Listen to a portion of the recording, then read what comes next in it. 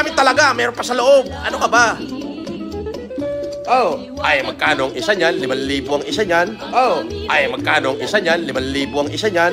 Oh, ganyan tayo. Kung kaya kong mamigay ng garning wheelchair. Oh, anino, magkano isa nito? 5,000. 5,000. Ay, ilan to? Oh, 2. Ay, di 10,000 na ipamimigay ko. Ay, ari pa. Oh, ilan ito? 1, 2, 3, 4, 5, 6, 7, 8, 9, 10. Ay, di ko sa 5,000 eh, 50,000 na yan. Anino? Animo? Anino? Anino ba? Animo? Oh, asalamin, napakarami. Ay, hindi yan. Ito, baka sabihin eh, kakakaunti ang pera kong pinambili din eh. Are!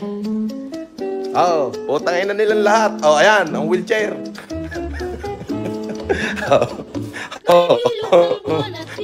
Oh, ayan. Oh, ayan ang wheelchair. Putang ina yan. Oh. Abay, baka nakakunti ang pa sila diyan. Ay, kung kaya kong mamigay ng ganyang karaming wheelchair. Eh, paano mo ngayon kukontrahin yung basher? Ed, ano pakakain mo sa akin? O, ayan. Ayan yung pamimigay natin wheelchair, ha? Ang dami niyan.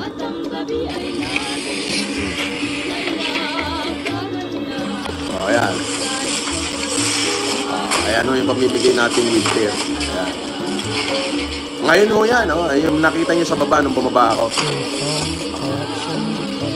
Yung wheelchair ho na yan ay heavy duty. Yung pinakamahal na klase ng wheelchair.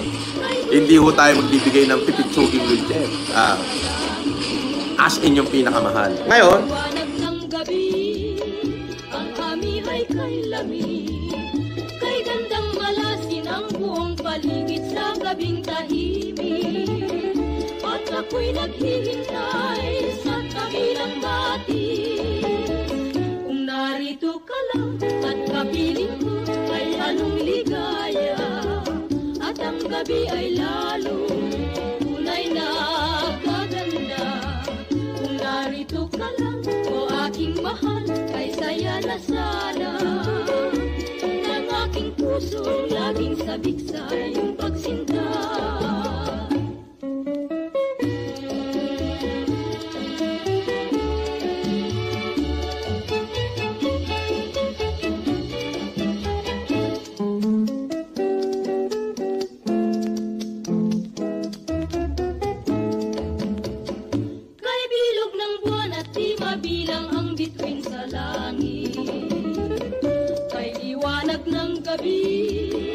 Ang amihay kay lamig, kay gandang malasin ang buong paligid sa gabing tahimik.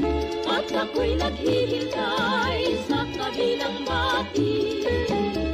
Kung narito ka lang at kapiling ko ay anong ligaya, at ang gabi ay lalong tunay na gaganda. Kung narito ka lang.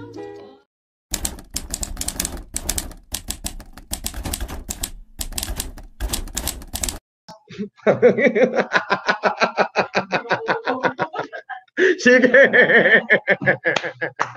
Lang yan.